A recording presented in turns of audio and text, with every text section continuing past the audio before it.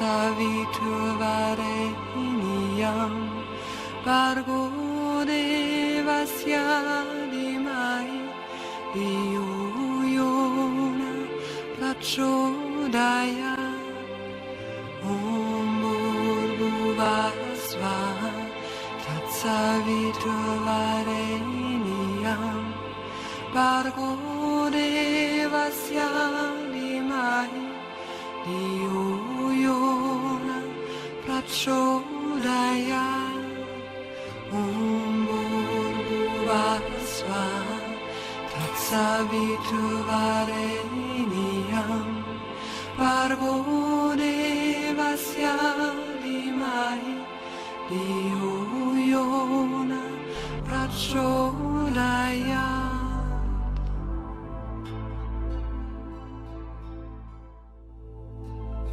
This film, European Spiritual Masters, is part of the project Blueprints for Awakening, which originally started in 1993 while I was living with my spiritual master, Papaji, in India. I got a spontaneous inner message suggesting to film the great Indian masters, and I started those interviews in 2000. While I was on a year's personal retreat at the holy mountain Arunachala. That film, Blueprints for Awakening, has touched many through the beautiful aura of the Masters. In the years that followed, I had the opportunity to dialogue with a variety of European Masters, some being friends and others just appeared in my life.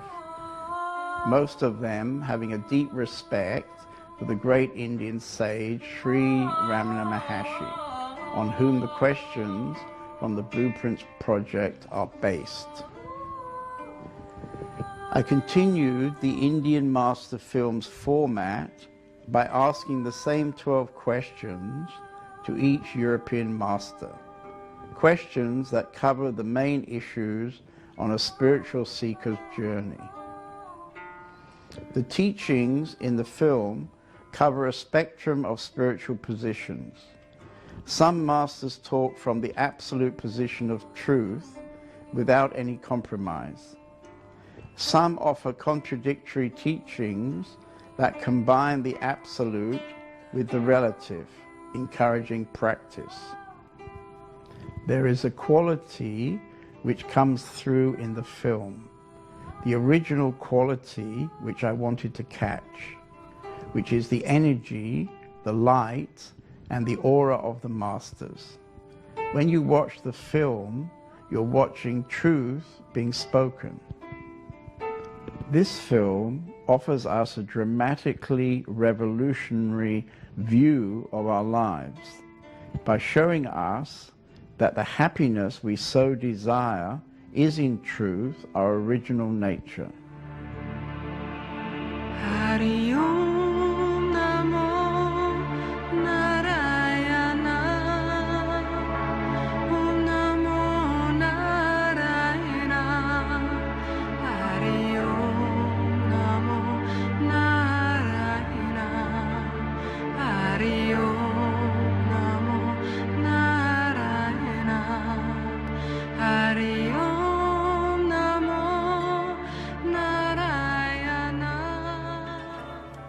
There is the fundamental question, who am I? Who are you? I'm no one. I have to say from the very beginning that I'm not an enlightened person. So who am I? No one. I have all the spiritually correct answers to that question, and now I don't anymore bother with the answer, and it feels really good, a good feeling, you know. It's because it's just the happiness of this moment, and you know. No idea. Simply no idea of what I am or what I'm not. There's a simple, total absence of any idea of what I am or what I am not. That I am. But this is not an answer to anything. When we ask ourselves the question, what am I, or who am I, or when we just speak the word, or think I, we refer to something. I is the name that we give to that which is most intimately known. Of course, there is a process of asking myself, who am I? This question just goes nowhere, you know. It turns the direction to the source of what I am. It goes to the center from where everything is seen, and there nothing is found, you know. It just goes to the emptiness.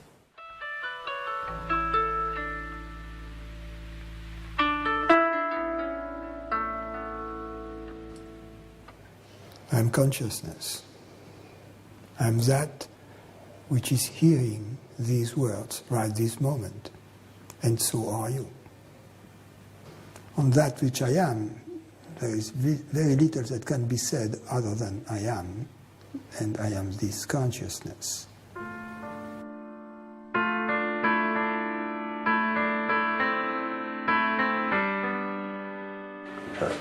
There is a place where you cannot actually answer the question except to smile or to do the next thing that you're going to do, or say the next thing that you're going to say. It comes out of nowhere. Shima, Shima, Shima, Shima, Shima, Shima, Shimaya. Shima, Shima, Shima, Shima, Shima, Shima, Shimaya. Shima, Shima, Shima, Shima, Shima, Shima. Many seekers are looking for enlightenment as if it is an experience. What is enlightenment? Buddha's enlightenment, Ramana Maharshi's enlightenment. And simply because Ramana had his, therefore the seeker may think this is what I should work towards, which is therefore called practice, or I shouldn't work towards, but I should wait for grace. I've never met her. And then grace will come, and then that will change my life.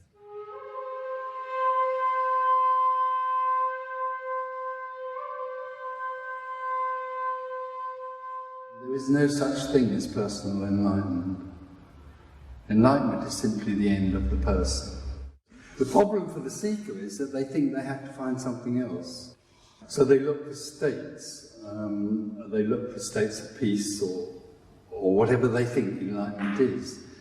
For most seekers, the belief is that the enlightenment is like a spiritual lottery.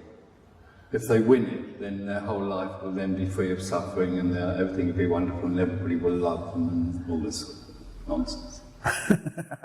But you would see that what you're saying is quite controversial, because 99% of the people would perhaps find it difficult to agree with you. No, they wouldn't find it difficult, they would find it impossible. From the point of view of the individual, to say that there is no such thing as individuality is impossible to grasp. Right. And that is what awakening is. It's utterly impossible for an individual to grasp it. Enlightenment is to see that what is self is ever enlightened, and that what is not the self will never be enlightened. And then to be that what is self. And then there is no before and no after in it. The simple dropping out of time or no time. The simple dropping of that me, which was simply a false self. And this dropping is an absolute dropping of any sense of existence. And this is not something big or something small. This is simply a little aha. Nothing special. It's like a split second, everything is done. So when you say aha, you mean it's like a recognition? Yeah, it's like more recognition than a realization. It's a recognition of that what you are is ever realized, and cannot get more realized than it already is.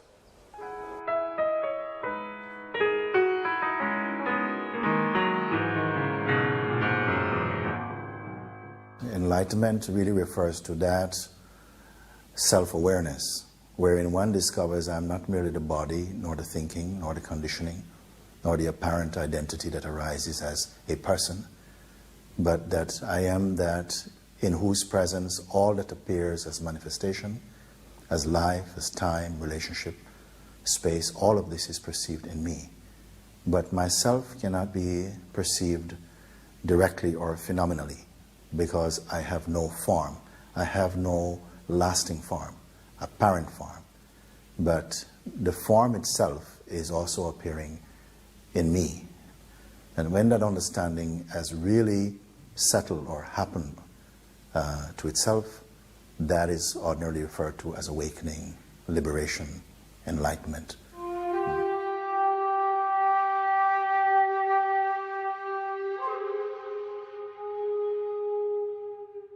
What is enlightenment is an outcome of a liberated mind. It is not to figure out what enlightenment is like, how it looks like, how I should be like. And there is the tendency to figure it out, to ask this question, what is enlightenment? So that you can compare, or is it the same with me? And then you come to this conclusion, oh yes, I'm enlightened. I have seen that a lot. Yeah. What is important is to make a distinction between a first glimpse of our true nature and the subsequent establishment process that leads to our abiding knowingly as this presence. So the first glimpse of our true nature could be called enlightenment because it is a very profound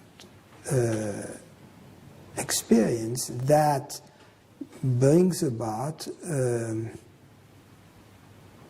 180-degree shift. I maintain that the early sato is always the strongest because of the contrast between the place you were in and the place that you're thrown into. If that's really a great leap, then you really feel, well, this is an incredible experience. And then, but as you go on working on yourself or with other people, with a teacher, you get nearer and nearer. So then the jump into the same sort of space doesn't feel so grandiose as it did the first time.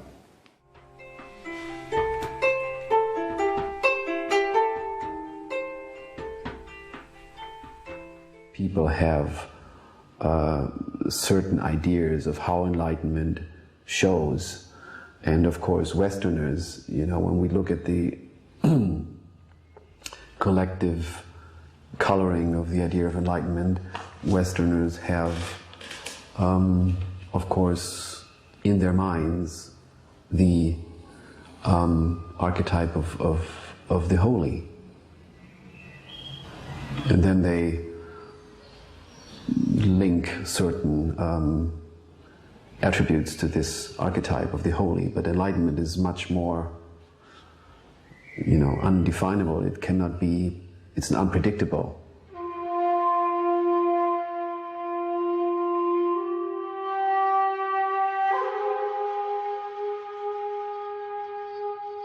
It's a word. And this word is one of those words which has a strong emotive energy in it. And when I was younger, it had the effect of completely changing my life. And I saw it as a kind of solution to my situation. And I would say that later, it became a difficult word. And in a way was holding me in an idea that I could get something. And if I could get something, then it was also holding me in this idea that I was a somebody who could get something. So then I started to realize that this thing that I could achieve called enlightenment was already there, had always been there. So all my striving for all those years to come to enlightenment, which felt like, you know, Mount Everest or something, the summit of Mount Everest, I suddenly realized that this searching for enlightenment had been with no point.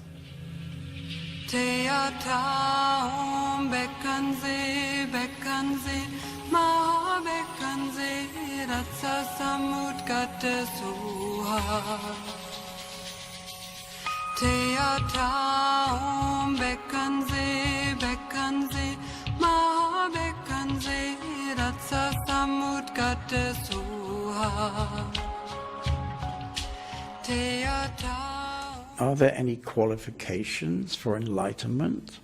And is practice necessary? And if yes, what form of practice do you advise? The knowing of our own being is veiled. The knowing of our own being as unlimited, unlocated presence is veiled. So we set out as this apparent entity into the apparent world of objects, relationships, looking for the happiness that was lost when we seemed to cease to know our own being. And most of us try all the conventional means in the world. Sooner or later our search in the world ends. And it dawns on us, who is this one that is in search? Maybe I should question this one that I have considered myself to be and that has been out in the world searching for 10, 20, 30, 40, 50 years. So it is the interest in finding out who this one is that is the prerequisite. What is the motive, the fuel behind that? It is the search for happiness. Instead of searching for happiness in the objects of the world, sooner or later they fail us, and the search, as it were, turns around. We face this one, this apparent one, who is in search, for exactly the same reason that we were previously searching in the world. We want happiness.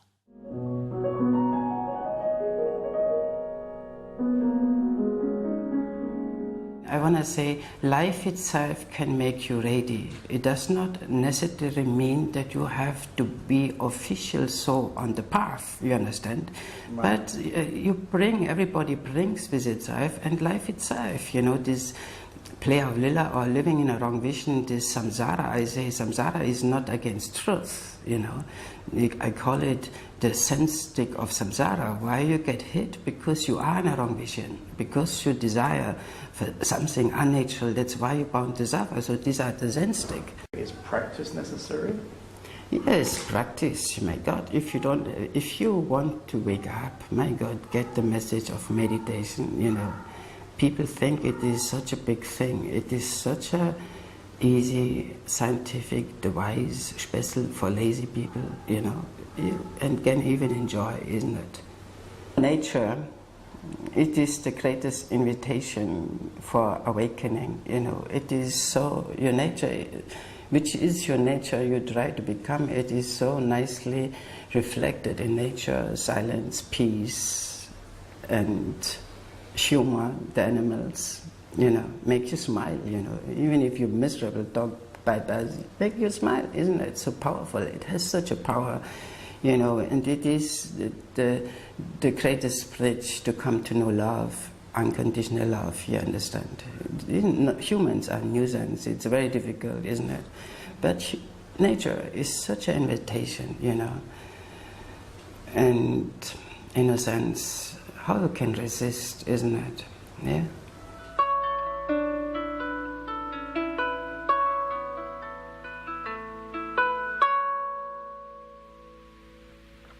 There are those who identify with practice.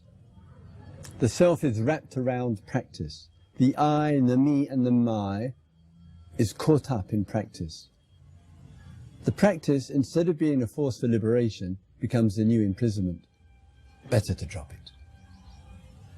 trapped in practice, practice, practice. The vulnerable edge in the Buddhist tradition.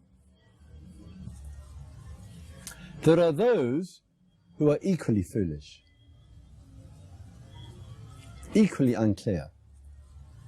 And they will say, practice is the doer, is effort, is trying to get somewhere, and if you're sitting on the cushion, you're trying to get somewhere to get something. And you can't get to that which you already are. Clinging to practice is severely problematic. Rejection of practice is equally problematic.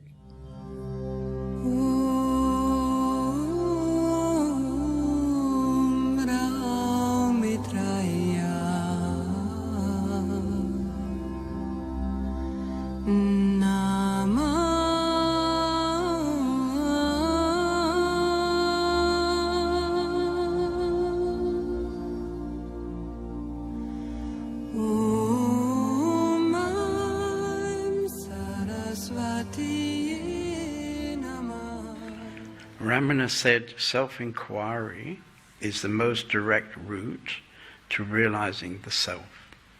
What do you say about self-inquiry and how to conduct self-inquiry? It is so valuable to come to know whom I am. For me, as a meditator, when I hear it on the path, that I should ask myself whom I was not interested. Only if I came to Punjaji, everybody whom I, okay, then if everybody asks whom I, let's find out whom I, okay, what to do, isn't it? So when I came to know whom I was so surprised. It made all the difference. A meditator can't really come to know whom I, there is still this love affair, with existence, you understand?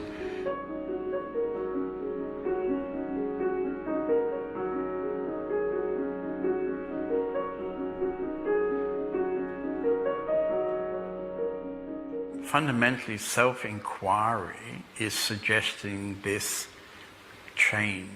It's suggesting, instead of looking out into the world, it's suggesting a 180-degree turn to looking at the inner world.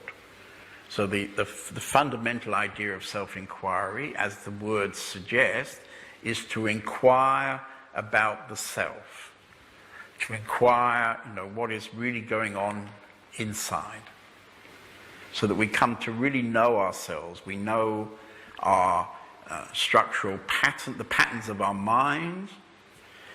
We come to know our emotional responses to certain situations.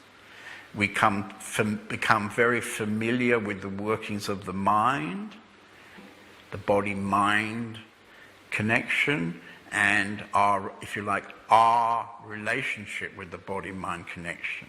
And all of this is, if you like, the beginning of self-inquiry.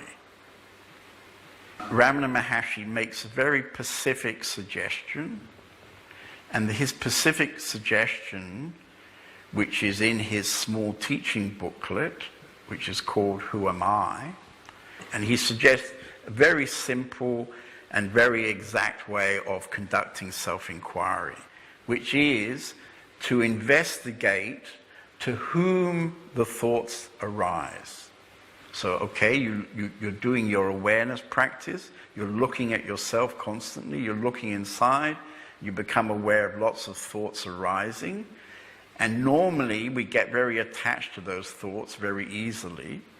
And he's suggesting, look at those thoughts and go back to the source of the thoughts. Don't care about the thoughts. Don't give any energy to the thoughts.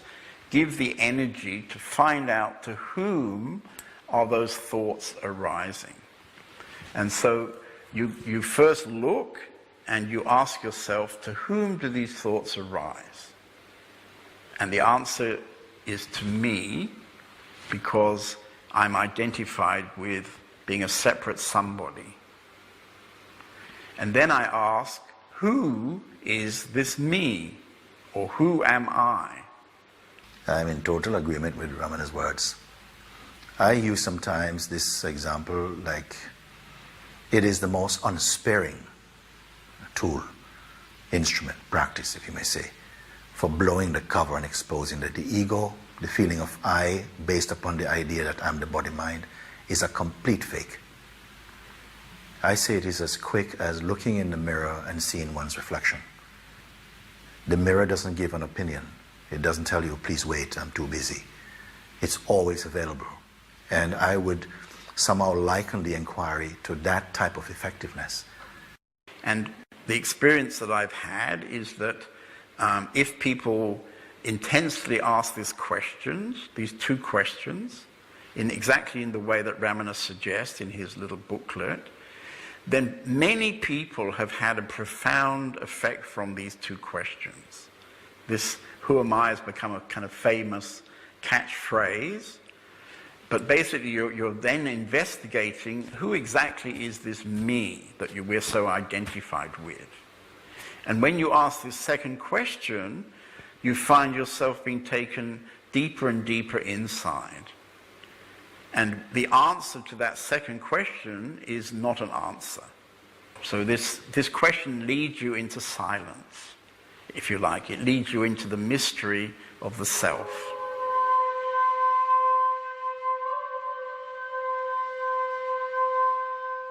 This question, who am I, has no limits and can just pop up and unfold into wholeness, into everything. It is definitely possible that this question just penetrates every layer of illusion, of dust that has settled internally, and goes right through everything.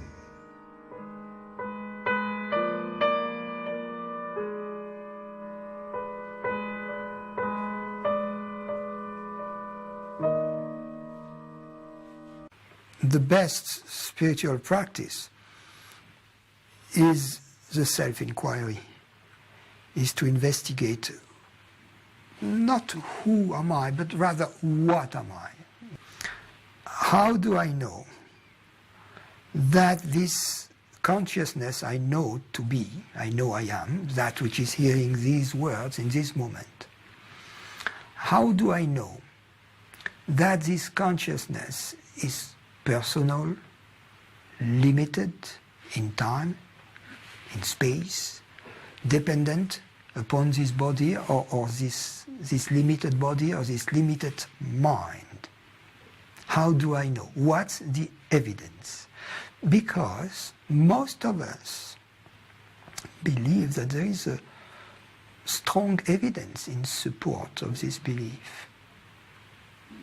But as we begin to investigate, we feel that there is absolutely none. The important element of the self-inquiry is not the question, what am I, being asked, but rather the listening to the answer. So it could be said that the question, what am I, it would be enough to ask it once, and then to listen to the answer. And then our life, in all its details, our daily life, then becomes the listening to the answer, you see? Asatoma Satgamaya, Tamasoma Jyotir Gamaya, Mrityoma Amritam Gamaya. Om Asatoma Satgamaya, Tamasoma Jyotir Gamaya, Mrityoma Amritam Gamaya. When Ramana was asked, when will the realization of the self be gained, he replied, when the world, which is what is seen, has been removed. There will be realization of the self which is the seer. What is the true understanding of the world and how to remove the world? Well, you can remove the world at any moment. You can just drop it. It's just a movie. It's just a fascinating movie, or many billions of movies all interacting with each other. You know, I'm reminded of a Zen story about a master saying to his disciples, well, if the sun is coming up, who can make the sun go down? And one of the guys got up and he pulled the blind down. Beautiful answer. Sun disappeared, sun gone.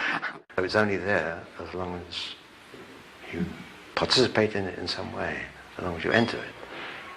But if you stop participating in it, and you find a place you can go to when you're not participating in it, you're not dependent on it in the sense that most people are, that if they don't participate in the world, they feel they don't exist.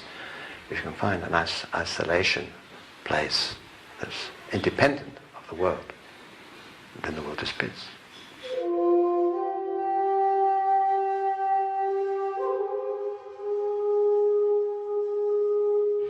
Well, what Ramana meant when he used the term world, he meant the mind, because the world and the mind, to begin with, are just two words for the same.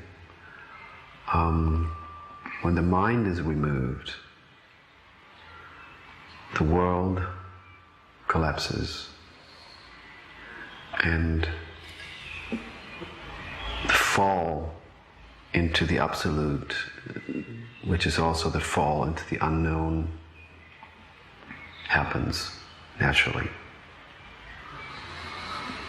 Then the world comes back, which is not the mind, because of course there is also something that we can call world, which is not the mind, which is the suchness of a tree, the suchness of everything that appears.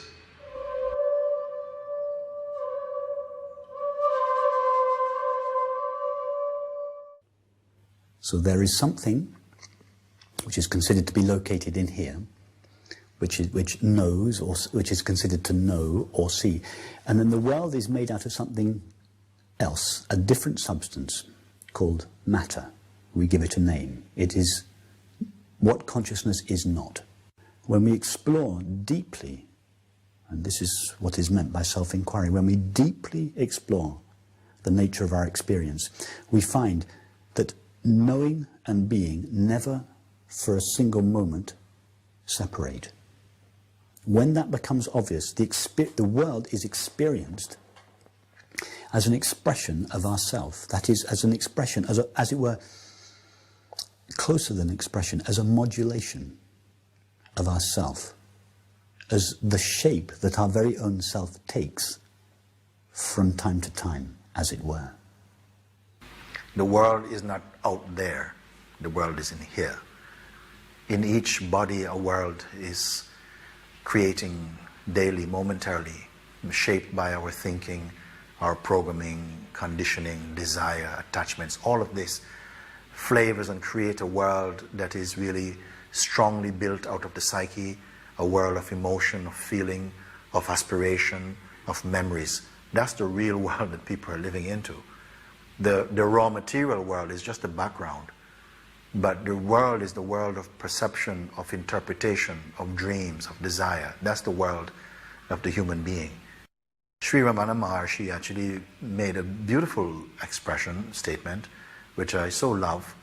He says, the I must remove the I, yet remain the I. In his own case, after realizing the self, he continued to build an ashram and to offer advice to people, varying advice to people, read the newspapers, all of these things. So if there was no world, who is he in that, you see?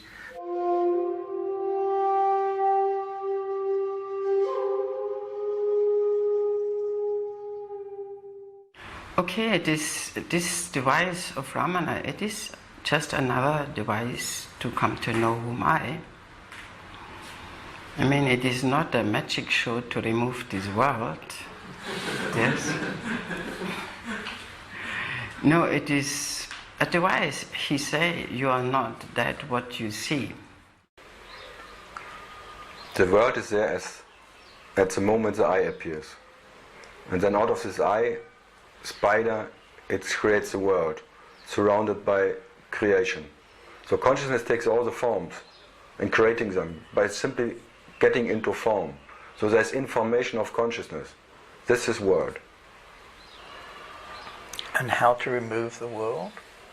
By being as you are. If there is self and nothing but self, then there is no world anymore. But that's the only way out. To see there was never any such thing as world. That world is in its essence consciousness. And consciousness is all there is. And even that to be that is what is prior to consciousness. Because consciousness is your absolute realization, but you are not your realization. You are that what is realizing itself through consciousness.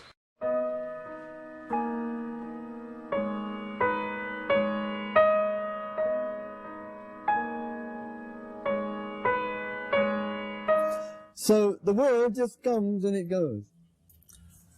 I don't have to destroy the world. I don't have to end the world. It's quite easily enough ending from one moment to the next without me. Tvameva vidya dravinam tvameva Tvameva sarva mama deva deva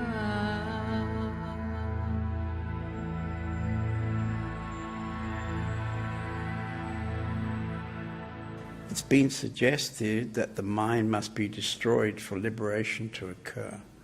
Do you have a mind, and how to destroy the mind? Well, what is it? I mean, what is a mind? I haven't found one.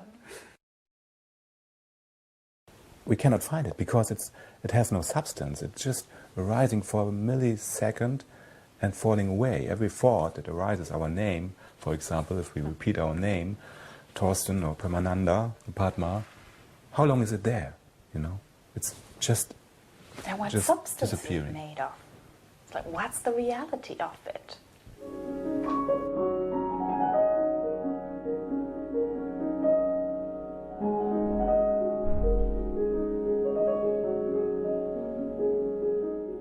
If Ramana Maharshi has said that, I would say, okay, perhaps since he didn't speak English, the translator has translated mind. Ramana Maharshi perhaps said avidya, ignorance has to be destroyed. And the translation was mind. If anything has to be destroyed, it's avidya. And avidya, ignorance, is a belief that I am a limited consciousness, that I am a body mind, that I'm a separate person. And that's the only thing that has to be destroyed. Obviously, it is the same consciousness that hears the words, that understands them, that feels the feelings in the bodily sensations, and that perceives the world outside. Now, when it is said that mind has to be destroyed, no. Only perhaps a part of the mind will vanish. But there is a practical aspect to it. Does it mean that after having realized your true nature, you are no longer able to understand or to speak English or French, that you are not able to drive your car, that you are not able to read? Obviously not. Ramana Maharshi had glasses and he would read. So obviously this part of his mind was not destroyed. So what is destroyed is all the belief systems, and by the way, feeling systems, that have something that hinged upon the belief that I am a separate consciousness.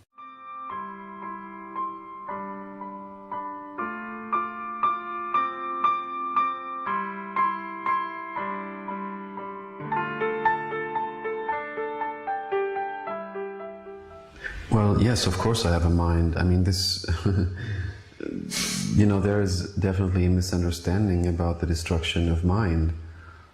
Of course, the mind cannot be destroyed in its essence. The mind can be destroyed and has to be destroyed in its, let's call it, you know, overlayer. This idea of being a separate entity. The mind is responsible, Ramesh calls it the working mind. This is also a very important differentiation, which makes clear that the mind has not to be destroyed. Thinking mind has to be destroyed. The working mind is not only important, it is absolutely essential for this body-mind organism to work. When the working mind is dead, this organism is dead. So of course I have a mind. And the mind is great. I mean, the essence of mind is pure intelligence. I don't have a mind, and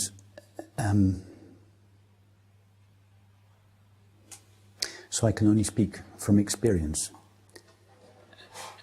There is a concept of a mind, and that concept of a mind is like a vast container that is housed inside each head, and inside that container called mind resides all the memories, the hopes, the fears, the desires, the anxieties, everything. In order to destroy the mind, we first have to find it.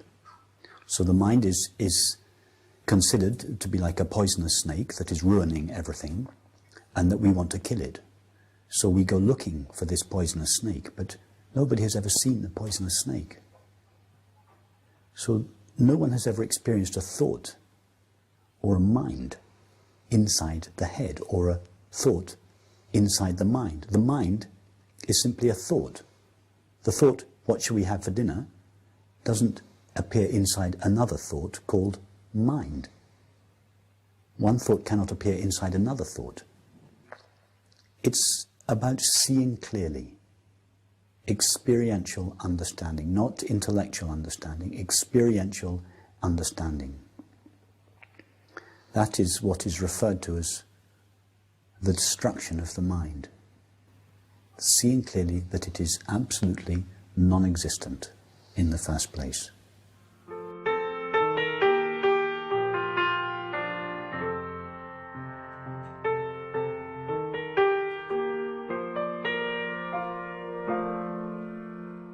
As far as I'm concerned, there is no such thing as a mind.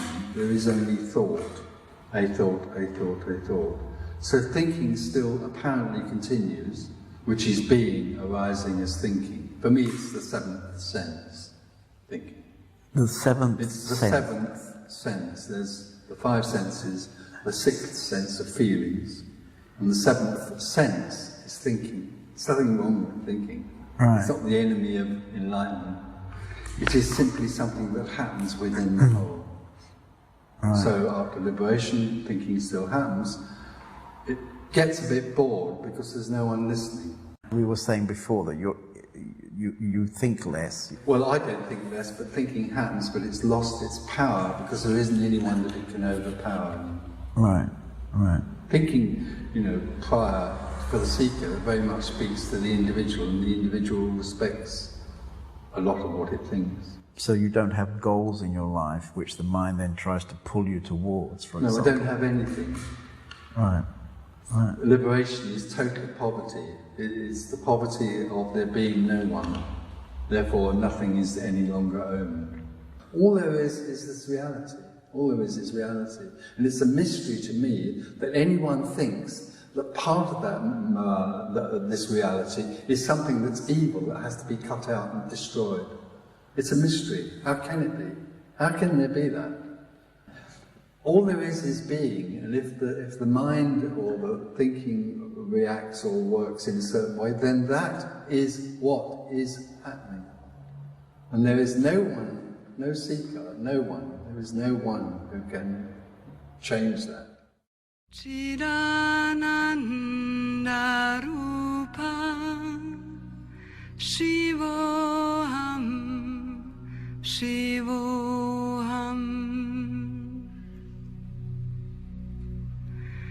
Chidananda Rupa Shivoham Shivoham. What about the tendencies of the mind? Must these be removed before self-realization can become permanent? And how to remove the tendencies? One could say, the cause which stops me from realization are the tendencies. If I remove the tendencies, the liberation will come. So the cause is the tendencies, get rid of the tendencies, and the liberation will come. Oh my God. It could take one hell of a long time. If, however, I look at myself, the self, where it lands, and I think, my God, I've got an incredible tendency to be really judgmental about other people. I've got a real tendency to keep putting myself down, feeling I'm no good and I'm worthless. And I notice this coming up daily. I don't seem to get a lot of space around it, or all the other tendencies. Then, I want to address that. I want to look at that. And hopefully come to a bit more clarity and understanding. And one wonders, well, God, I had that tendency. Now I have some realization. What happened to that tendency?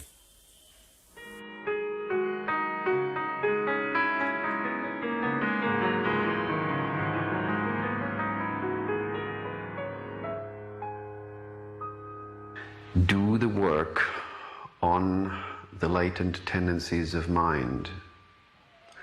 Do the work, the prayers, whatever the meditation, whatever has to be done.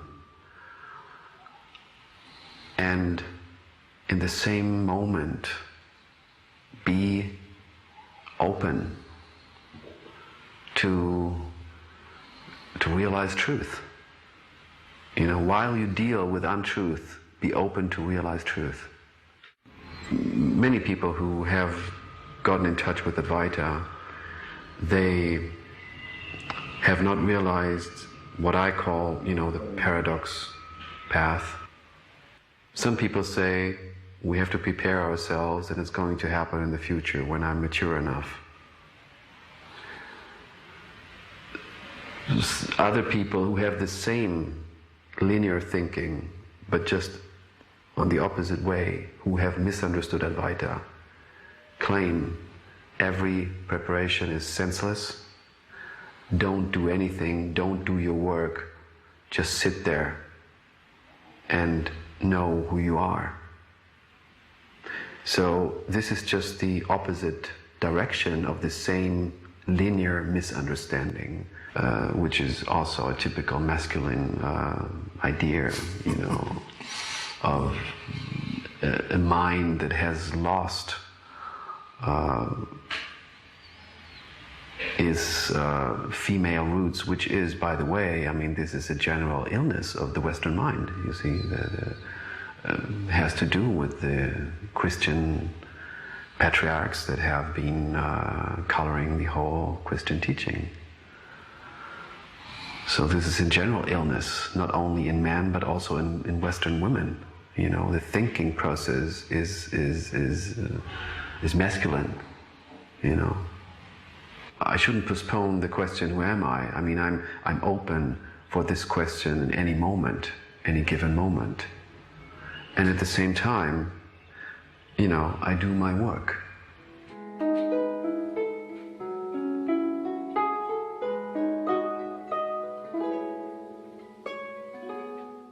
You don't have to do anything. What you have to do, if you like, is to have a moment of self-realization. If you realize the self, these structures disappear by themselves. So I would say that there's no need to remove these structures. And certainly in my case, I didn't remove all the structures. My own experience 18 years ago was that out of this self-realization, out of the dissolving of the attachment, there was nobody left to hold those structures, to hold those ideas and concepts. And so basically they ran out of energy. They just simply ran out of energy, dissolving into the blue sky. And so I would say the movement inside Premananda in the last 18 years has been a movement towards a deeper and deeper sense of emptiness or silence.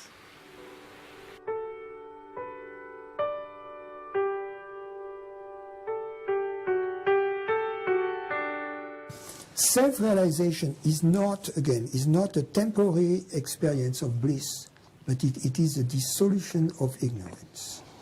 The vasanas remain but they have been deactivated by self-realization.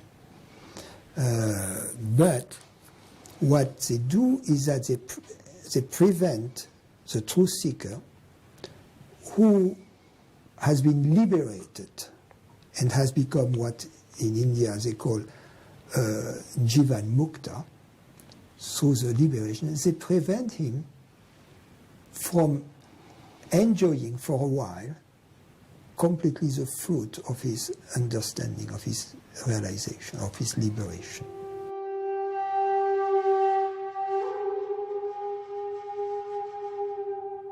Well, they don't have to go, but they have to be able to be let go of.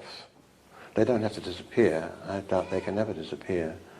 Yeah, I think they are ingrained in, you know, so that as soon as you start to function in time and space, in the world with other people, then they're going to be the instruments through which you communicate and express yourself, you know.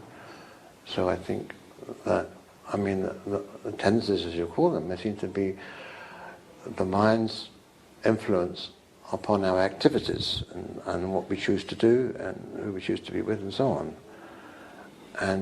And these tendencies are part of who you are in the world.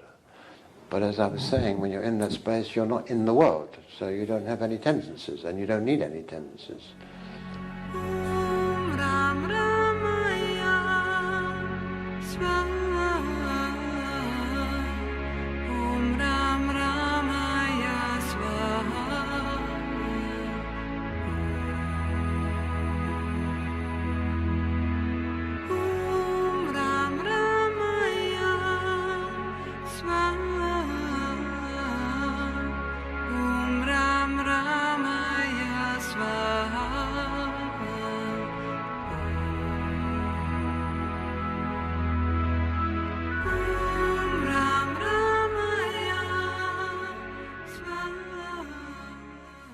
What about destiny?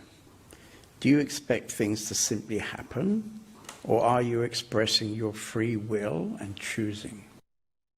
Yes, free will. Where does it arise from?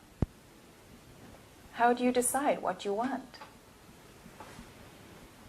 I mean, there's a strong feeling in the West, I think, that if you don't decide, nothing's going to happen. You know? Yeah.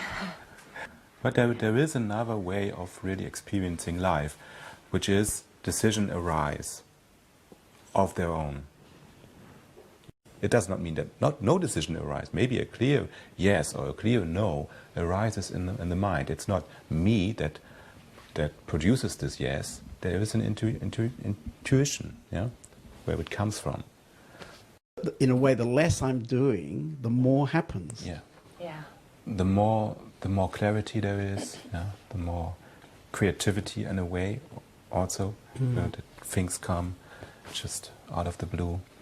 But I think this is very hard for many Western people because we are so much conditioned to do something, you know.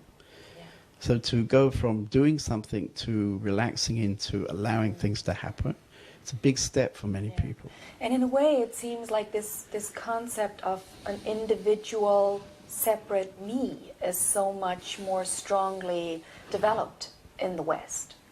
It is a challenge because there are often, what arises often there is fear.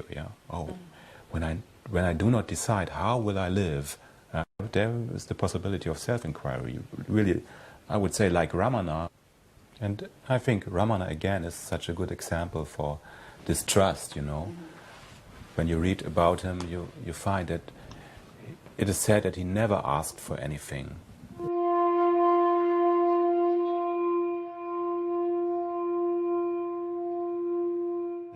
Destiny. I personally, I say destiny, nobody knows. I mean, if you actually look at destiny, it is more like a logical conclusion, I would call it. It is a philosophizing. Yeah, so long you're on the path, you can say, okay, I'm not the doer, you know. I do not do that. It is all just to happen. Higher power, it's like higher power, you know, higher power is moving this cup. I'm not the doer, you know. On the path you say, yes, I'm not the doer, you know. I'm not the doer, I didn't do it. It's just happened, you know, I didn't do. You know, who you refer to when you say, I'm not doing, to whom you refer to? You still refer to this body-mind organism, yes, because you do not know who you are. Whatever you may do, choose or not choose, still it needs to be done. You have to move things, you naturally, if it is destined, it is so irrelevant. Still, you need to be there to do so, isn't it? It is irrelevant. It is not, it is so easy misunderstood. I have heard, oh yes, don't worry, you don't need to do anything about enlightenment, just stop the search. It is anyhow destined if you're going to wake up or not. There's nothing for you to do, you know. And, you know, and wait till higher power going to lift up the ass.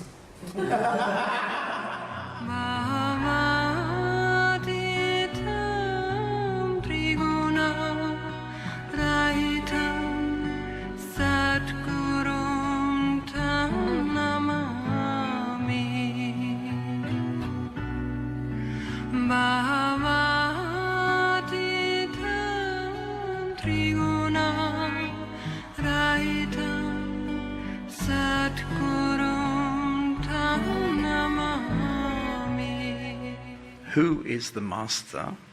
What is the master's role? And how to recognize a true master?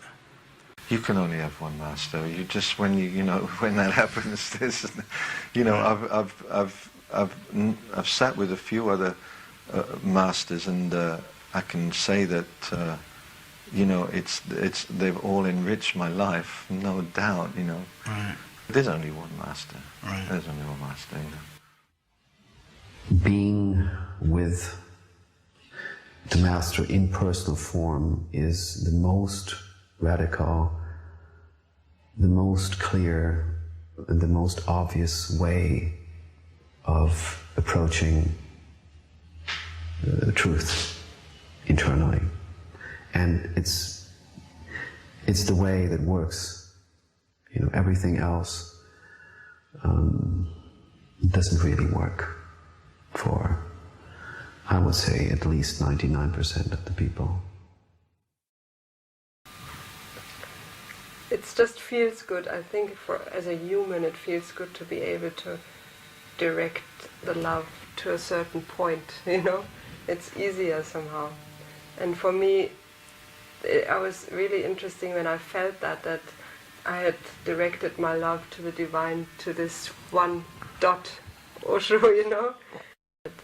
I thought enlightenment has to look exactly like that. That for me was a bit of a trap I was in for a while, that it has to be graceful, it has to be beautiful, it has to be intelligent, it has to be so vast, you know, like this genius guy, you know. But I think that's the thing with the Master, and I think that's it's a point, is that Osho wasn't what we projected either, but he helped us. Like it was like when you you project your love, and then you actually find there's nothing there. And when you actually completely dissolve into the meeting of that thing that you've been being seduced to come close to, there's nothing other than this moment, you know. And I think that so shows that was any master's job. Once that happens, job is over.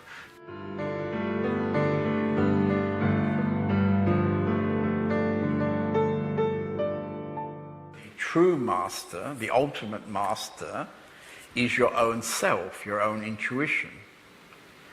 So if you have a connection to yourself, then the master on the outside becomes unnecessary. But for most people, we're so identified, we're identified to be a somebody, and therefore we need a living somebody on the outside. Some people have this idea that if you become involved in a spiritual master, you are, if you like, surrendering to another human being, and therefore you're making yourself somehow, less, and you're making yourself susceptible to some kind of abusive situations. That's not a true master. A true master would never work in that way. A true master wants you to realize that you are the same. He is the self, and you are the self. Everybody is the self. We're all the self. It's all one.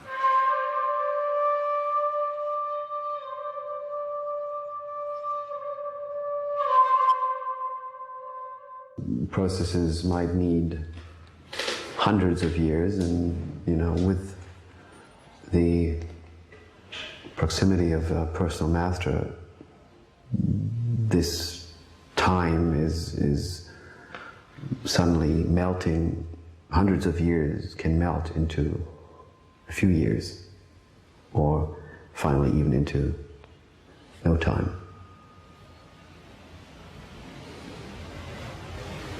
I think it was a nice idea of Krishnamurti, to teach people to focus on the inner authority and to focus on actually the inner teacher. And what I can reply to this idea is, it's a nice idea, but it's not in relationship with the observation, with the natural scientific observation of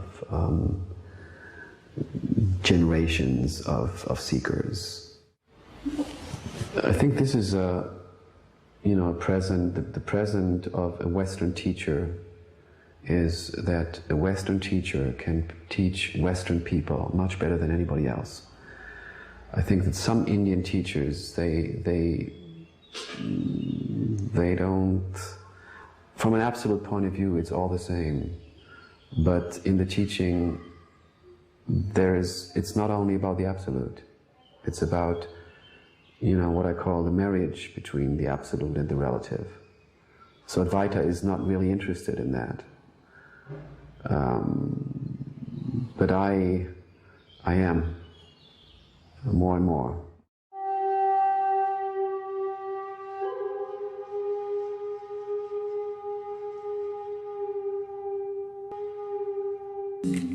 So there are no gurus. Right. There is no role, because if there was a role, it would imply that there is a path. There is no teacher, because if there's a teacher, that would imply there's something to learn. How could I teach anybody to be? How would I teach anyone to be, to breathe, to see, to feel? That's all there is, being.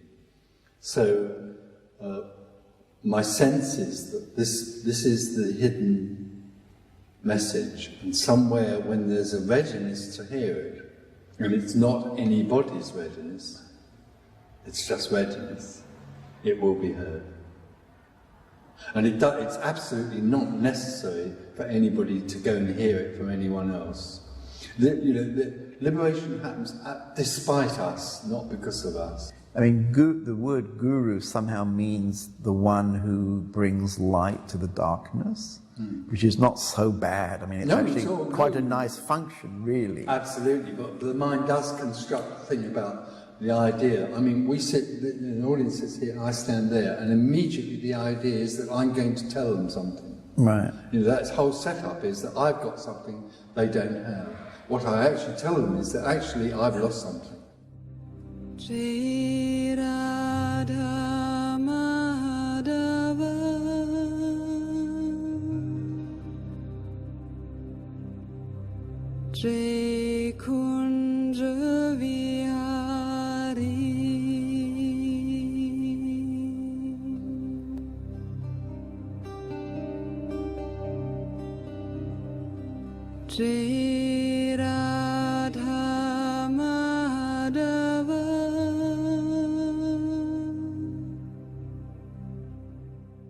Traditionally, devotees had tremendous devotion to the master.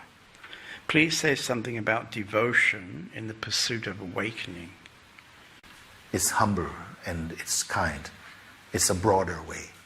So it is very important that this understanding happens in the heart. And devotion really is a safe way.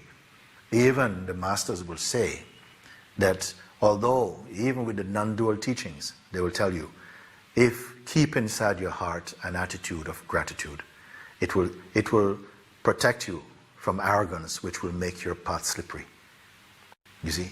So this feeling of giving thanks for all that helps to remind you of who you are is very important, both for the bhaktas and for the jnani types. So devotion I put very, very, very high. Sometimes people who come more from an intellectual background tend to look down on people with bhakti to feel like they're very naive and very quick to give away their trust to others and so on. And they themselves are so tied up sometimes in their own sort of self-reliance that they don't really evolve into the heart. So devotion is at the heart of it. And devotion is sweet when mixed with wisdom, beautiful, strong and soft. And then also the intellect can be strong and clear, but also soft with the warmth of devotion and love. Beautiful. Then it fulfills itself. Jnana fulfills itself. Wisdom fulfills itself with love, and love fulfills itself with wisdom. You see. What am I devoted to? I am devoted. I know that. I feel it, and there's no question. But I can't really separate the physical from the unphysical in a way. There's some part of me that bounces between loving to see his face also, you know. If you look at that picture of Ramana, it emanates. If you look at a picture of Osho, there's an emanation happening, you know. I always feel this feeling when I sing, it's that feeling of thank you so much, you know, like it's too much to say, you know, and I can sing that thank you, and it's the best I can do to express it. And it's also a fill me up, you know, with you, you know, so it's this, and I feel that's devotion. It's a circle actually, you know. It's not just a one way, you know, energy going, energy of love and acceptance and but it's also an openness for that to come inside of me. Well, you said you were devoted to me. Can we talk about that? I've got it on tape now.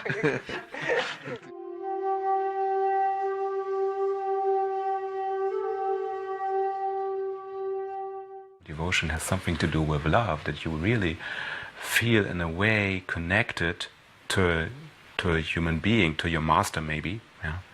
That is really transcending all the other ways of love. For example, romantic love, you know.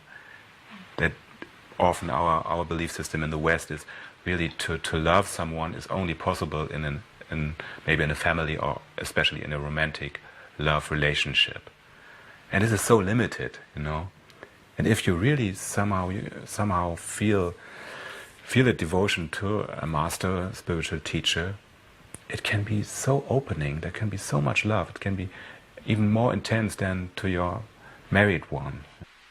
I have seen many people, they're stuck with this love business, you know, they never wake up. You have to come to a point when you don't care about love, you just want to rather go along what is true, you understand, rather to desire what you will never get, only frustration, isn't it?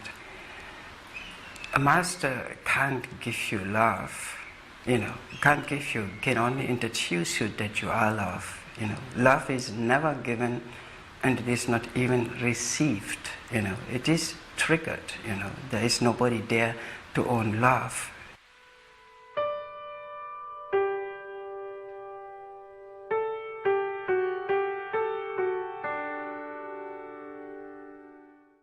The two paths of knowledge and love are well documented in the spiritual traditions.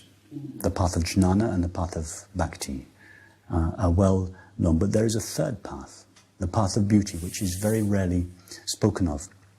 So in the same way that we may listen to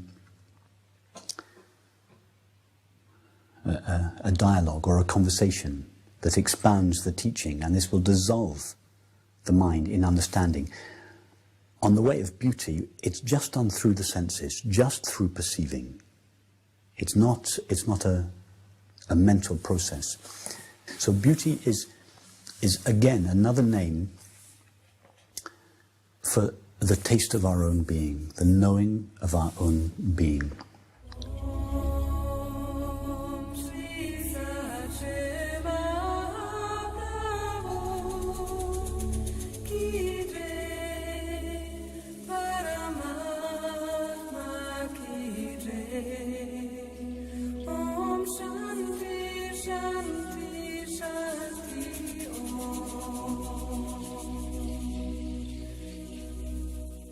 Seekers often have curious ideas about the enlightened state. Please describe your typical day and how you perceive the world. Actually, there is no difference when I was 10, 5, 1 year old. There is deep sleep, and out of the deep sleep there is some, whatever, awakening into some sensation, and then out of the sensation some day by day action happen. Teeth brushing or whatever. It's a normal day, but never with a sense of doing it. That's the main point. It's an absolute functioning in itself, without any, it's an automatic. So it's the same as always, simply without the sense of me doing it. There's a lot of bliss, so in that sense something is special or something is different from before. So I can do perfectly without that what one would call bliss. I would never swap it from that what is the peace of the self to be that what is. Because this is the absolute peace. Be that what is peace. Totally in peace with oneself, by being that what is.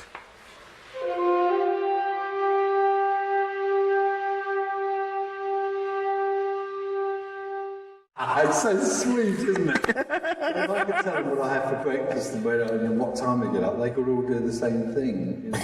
It's so. But I mean, this is also a very common thing, yeah, that one projects onto this person who is standing having meetings, that they must be living in a very special way, and very special things are happening to them. You know? Absolutely not.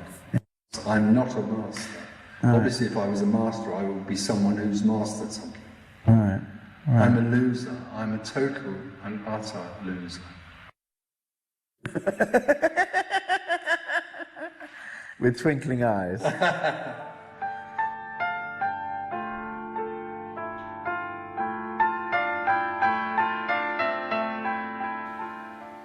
Everything is as it is. There is no desire to push things about. Eyes open, images are perceived. Everything is happening by itself. My day, mostly I hardly notice it. I hardly notice it in terms of events. What is my day is full of silence and peace. Everything arises spontaneously. There's no abiding sorrow. There's room for everything. Every emotion, every thought can come, but they have no real landing place to stay. Everything is a tourist, comes and goes. The one who is claiming to be the doer drops off, and just activities arise by themselves. But inside this, the core of it, there is something that is indefinable.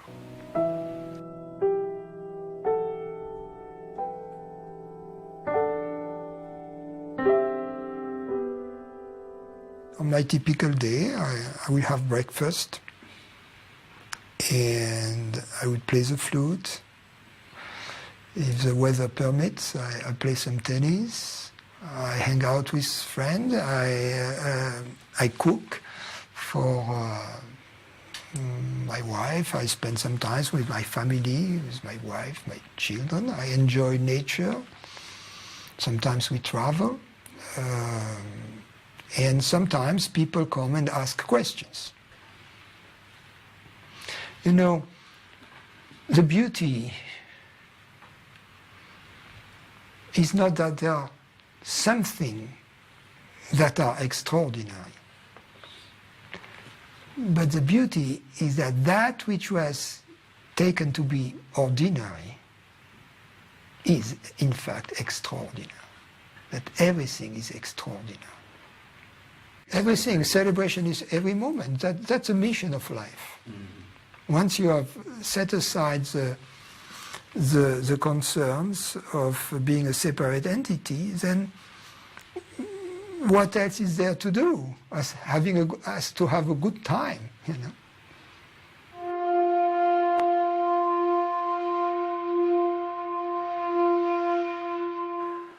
And in general, I don't think there's anything particularly extraordinary about the way I pass my days when I'm not in seminars.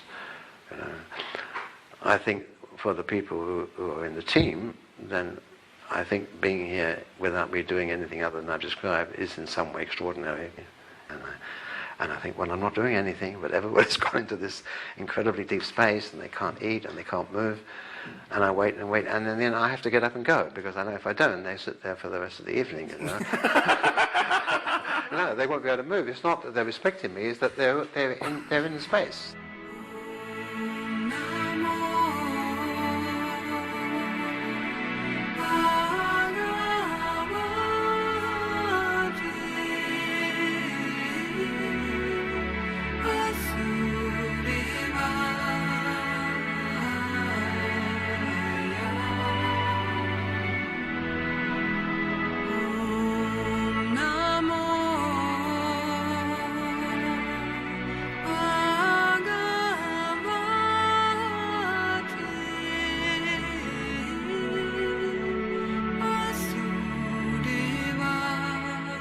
When you would meet someone with a passion for awakening, what would your short advice be? Your passion is your awakening. They are not two separate events. Love the passion. As much as possible, leave your intentions aside. Leave what you think you know aside for a moment. Just be here for now. Let's see what happens. The first thing is that we are in silence together, and that we somehow look in the eye if there is an openness, and there is something which is before the words. There's something which is already there. The silence. And then honesty, of course, is always a very useful ingredient. In the honesty, everything that seems to get in the way gets revealed and gets seen through.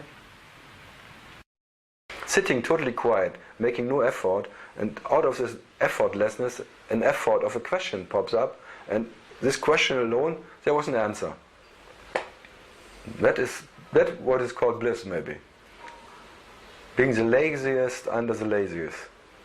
Never doing anything.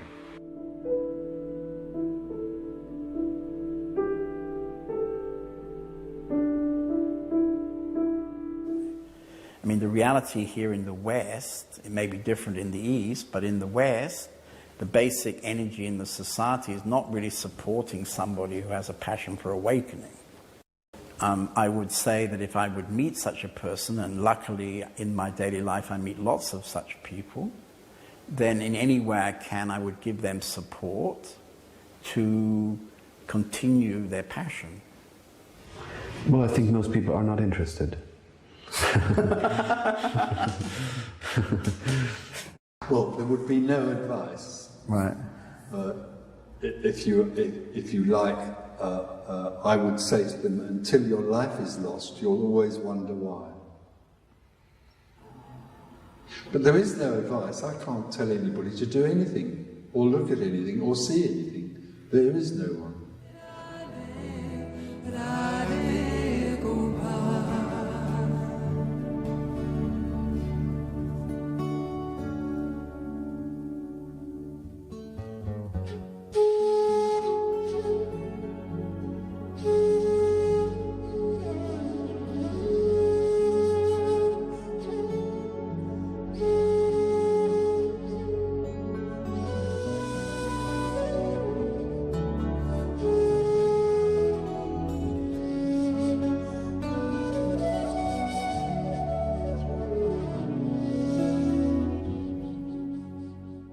Who are you? God, man. I have no idea. I have no idea. No, I really don't know. I feel like a happening. You feel like a happening? Yeah.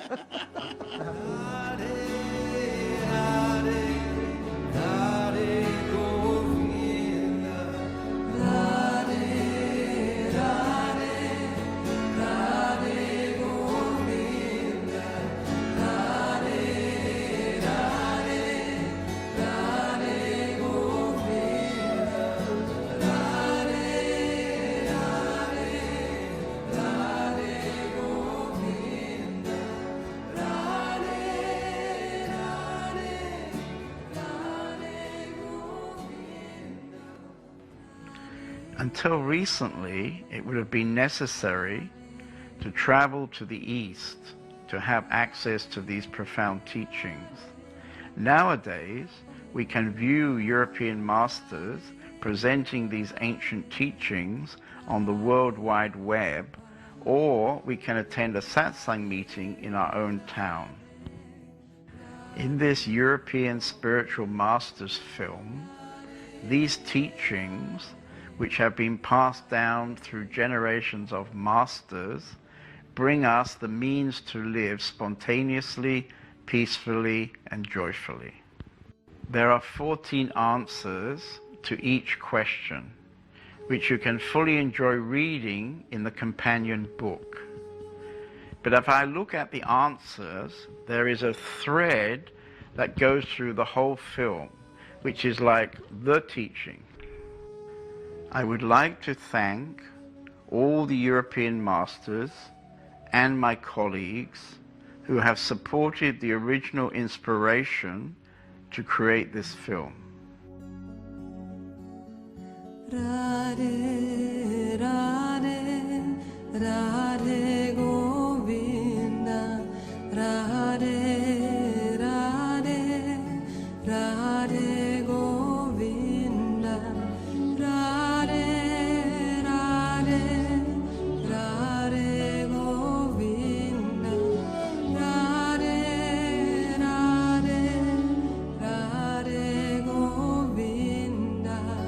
Radhe, Radhe, Radhe Govinda, Radhe,